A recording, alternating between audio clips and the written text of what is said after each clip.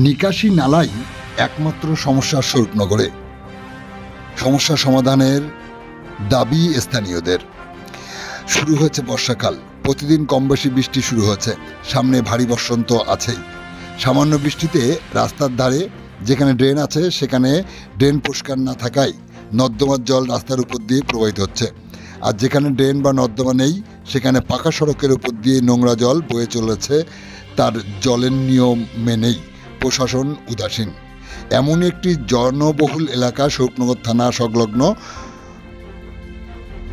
স্বরূপনগর থানার পাশেই শিবকালী মন্দির, যেখানে স্থানীয় প্রায় প্রতিদিনই সমবেত হতে দেখা যায়।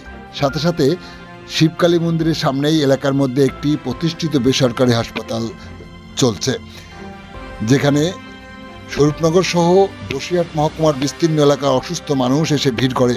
ঠিক তার সামনেই সামান্য বৃষ্টি হলেই হাঁটু সমান জল বাড়তে দেখা যায়।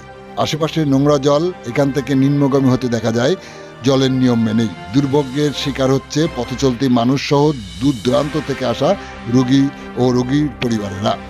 স্থানীয়দের দাবি, অবিলম্বে থানার পাশে রাস্তার ধারে একটি জল নিষ্কাশনের ড্রেন তৈরি করুক প্রশাসন। আপনারা দেখছেন সেই সময়কার বিশেষ মুহূর্তের ধারণকৃত ভিডিও চিত্র আজকের স্বরূপনগর পত্রিকার অনলাইনে। আমাদের সাথে থাকুন, দেখতে থাকুন।